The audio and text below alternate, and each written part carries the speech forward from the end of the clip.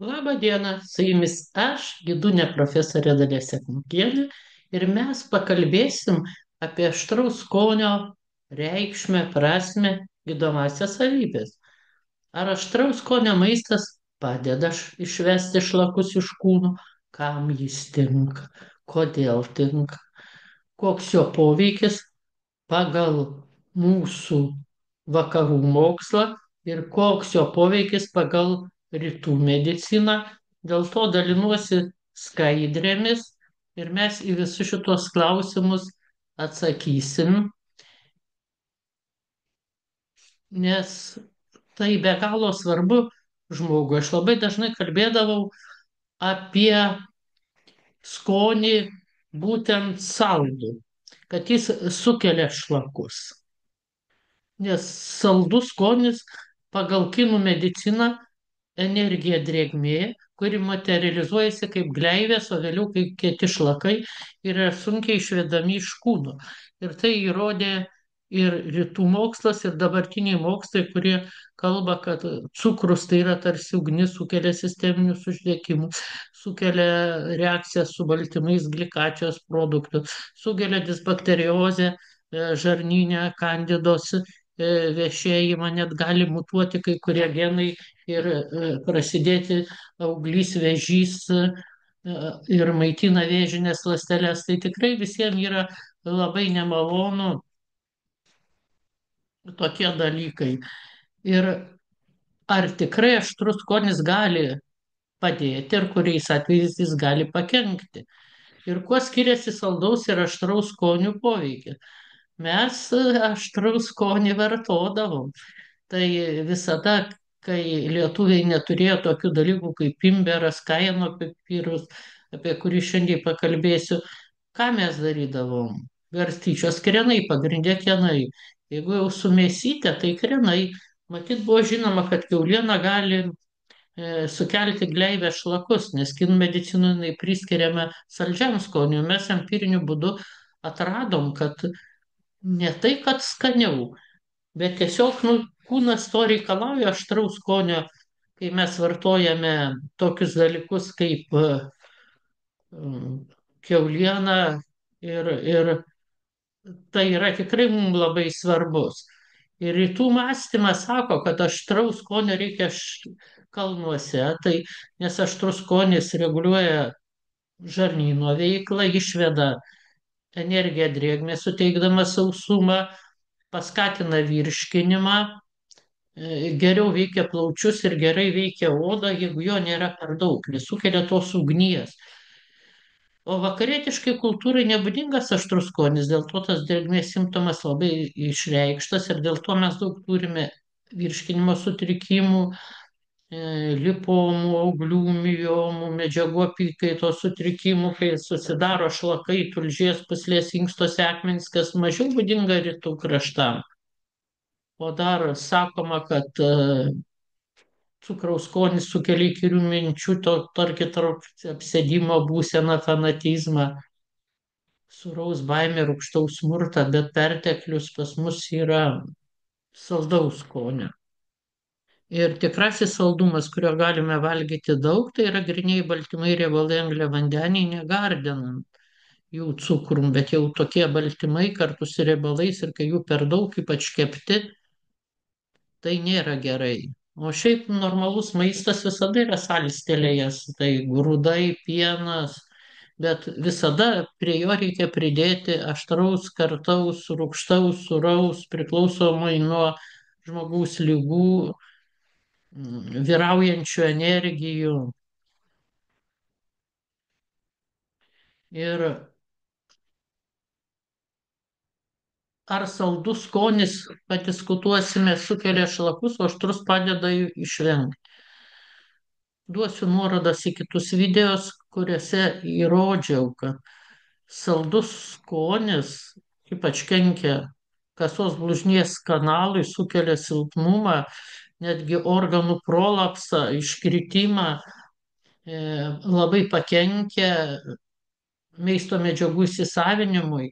O šiaip Pasaulio sveikatos organizacija jau pripažino tiems gydytojams, kurie moka abi medicinas rytų ir kinų, kad gali epikrizėje toj lygos istorijoje rašyti drėgmės sindromas, tai yra, kai žmogus valgo daug saldaus maisto ir prasideda kauptis dėl to visur šlakai.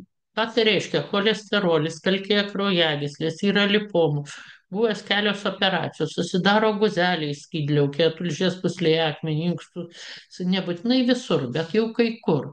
Tai drėgmės sindromas. Ir jeigu vieną ar kitą darinį išoperuosim, priežastis nebus nepašalinta, nes mechanizmas medžiagų apykaitos sutrikimas liks ir ta drėgmė materializuosis kūne. Taigi reikia kažkaip kitaip veikti. Kinų medicinai tai žino taškus, žino, kaip juos paveikti akupunktūra, refleksoterapija, moksomis, o mums galima skoniu, nes skonis kiekvienas veikia tam tikrą stichiją. Ir aštrus skonis kuria tarsi sausumą ir išveda tą drėgmę.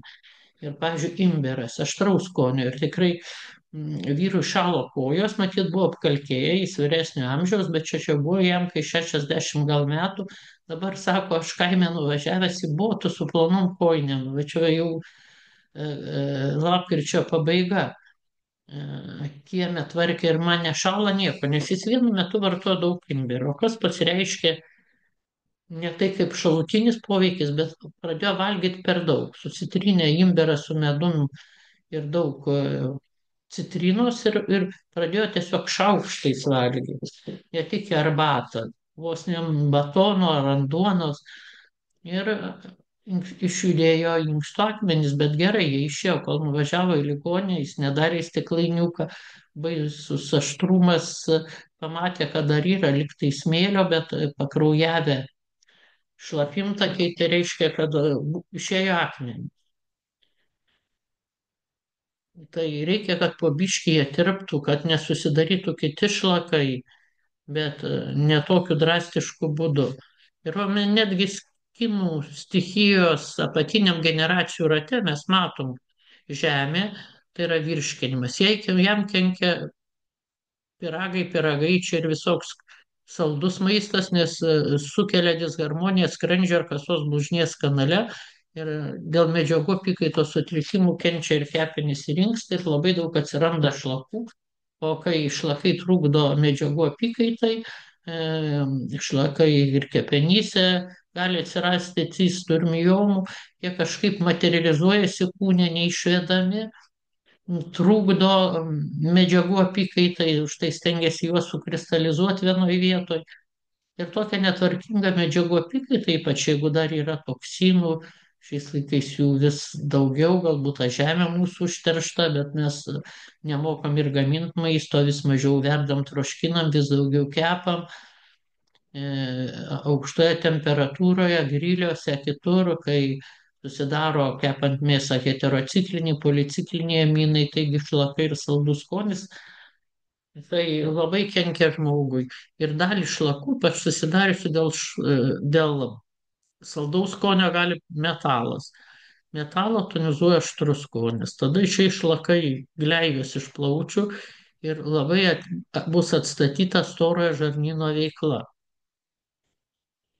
Ir tam nuo seno naudojamas harmonizuojantis prieskonių poveikis.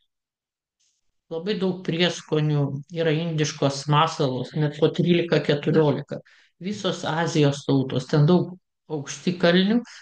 Kitas dalykas - bakteriocidinis poveikis, nes nebuvo šaldytuvų, šiltas klimatas. Ir pas mus labiausia paplito imberas, nes buvo iškart pastebėtas jo poveikis malšinti skausmus, galvos skausmą, nes ten irgi iš pradžių susidariusi ta energija drėgmė, tai tarsi kanalo disharmonija, jinai dar nesimaterializuojasi kaip joks auglys, tai iš karto nebijokit, bet sukelia tarsi sąstingį ir skauda. Ir vėliau įvairūs nepiktybiniai augliai. Ir jeigu gleivės, sinusitai, bronchitai, klausia, ką daryti, kuo daugiau imbero arbatos.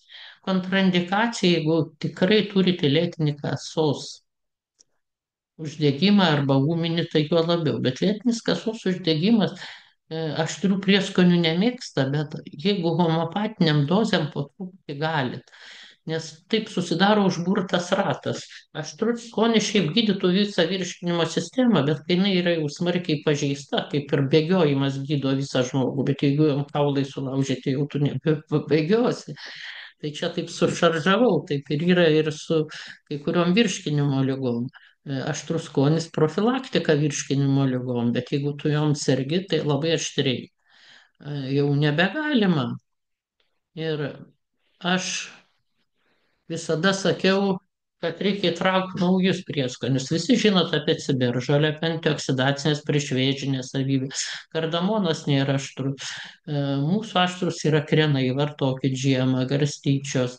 Unikalios imbero gydomosios savybės. Pasižiūrėkit mano video apie visus šitus prieskonius, nuorodas duosiu apačioje. Ir apie kaino pipirus, pasižiūrėkit, kaip jie atrodo. Internete labai daug vaizdų, jie yra įvairių spalvų virš 50. Tai mažosios aitriosios aštrios paprikėlės, raudonos, žalios ir geltonos. Tai va, kokias mokslas ištyrė jų savybės? Antioksidacinis. Antioksidantai naikina laisvus radikalus, neleidžia atsirasti lėtiniam neinfekciniam lygom.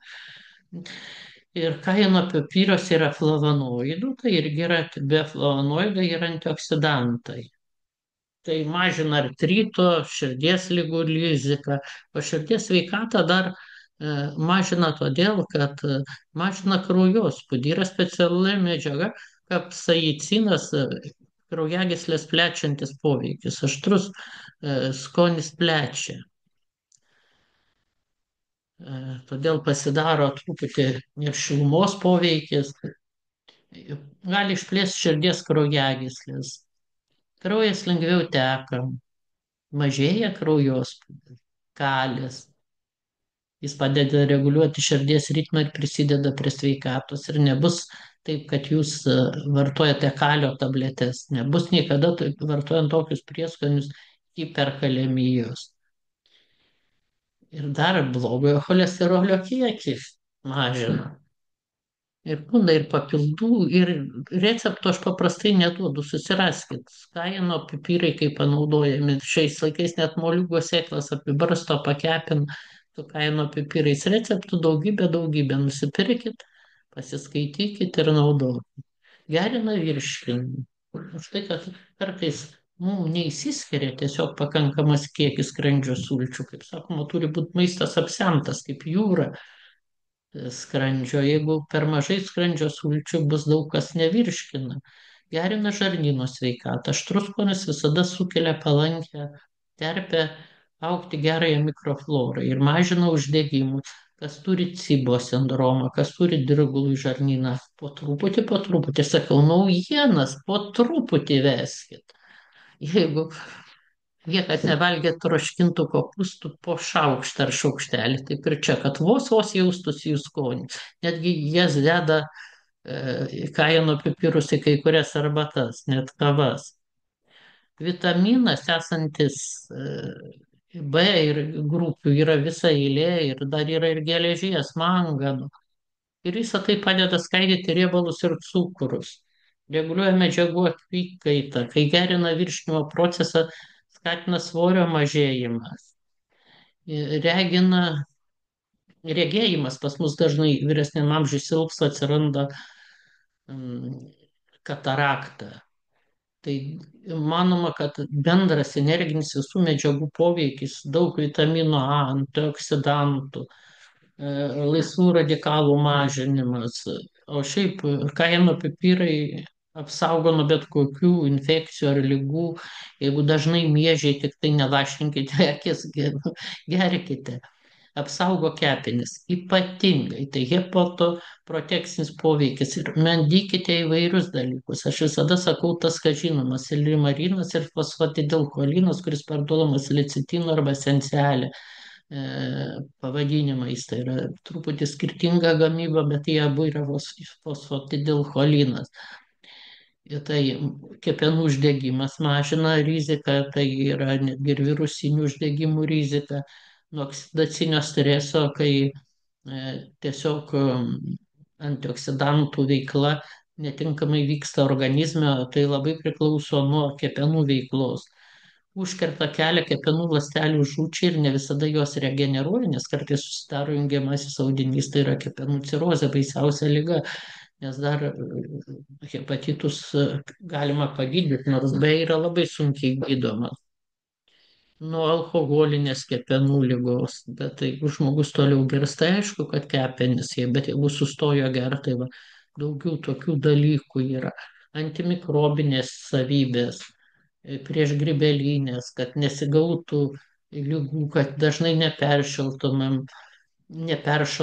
peršilę irgi gali kaitroj kitiem atsirasti tokios savybės, kad jie susirga dėl įvairių mikrobų prieš grybelinės savybės. Ir kiek mes turime grybelių visur naguose, tarpupirščiuose. Grybelis yra ir kandida. Kandidozė dabar dažna lyga žarnyne, kai pasireiškia ir makštyje, ir visoje odoje, ir net sanariuose. Šiaip aš pasakiau daug dalykų, bet tai ne visi. Jūs, jeigu domėsitės, pradėkit vartoti ir kuo daugiau patys, paskui pasirankio kitos informacijos. O šiaip stiprina imunitetą. Imuninių veiksnių išsiskyrimą skatina, riboja ligas sukeliančių mikrobų patekimą į organizmą. Yra nedaug specifinių baltymų, kurie skatina antikūnų sintezę, tai pagerina e, patogenų įveikimą organizmą. Tiesiog imuninis atsakas pagerėja į patogenus. Vitaminas C ir antioksidantai panaikina ląstelių pažeidimus. Ir pardavinėjamas čia dažniausiai tokiuose pokeliuose tai būna organinis. Aš tengiuosi pirkti ne vaniliną, o natūralią vanilę, natūralų kardamoną apie juos. O čia yra kaeninas, čia jau matyt yra ekstraktas, matot, dietary supplement, reiškia maisto papildas. Prašau, kas, kam reikia sustiprinti imunitetą, aš visada sakau, neprisiriškit prie vieno kažkokio, ar ten ciberžolės, ar kito dalyko. Pasistengkite kuo daugiau vartoti ir kuo įvairesnių dalykų. Jeigu jums sunku suderinti, jūs nemokat maisto gaminti, nors visada į daržovių troškinius tinka visi. Kartais netinka vanilė į daržovių troškinius, kardamonas, netgi cinamono šiek tiek galim. Tai pirkit ekstraktus. Juk yra kurkuminas, yra išsiberžolis, kaeninas yra. Taigi, domėkitės, būkite sveiki ir naudokite aštraus skonio poveikį ne tik iš kaino pipirų, iš paprastų pipirų, iš krienų, kas yra puikus lietuviškas augalas. Ir pasistengkite, kad energija drėgmė nesimaterializuotų jūsų kūne, bet aštraus skonio dėka tiesiog virstų energija sausumu ir būtų labai lengvai išvedama iš jūsų kūnų ir kuo ilgiau būkite žvalūs ir sveiki. Sėkmės visiems, mėlyjeji. Atsisveikinu iki kitų mano video ir išeinu iki kitų susitikimų. Stenkitės kažką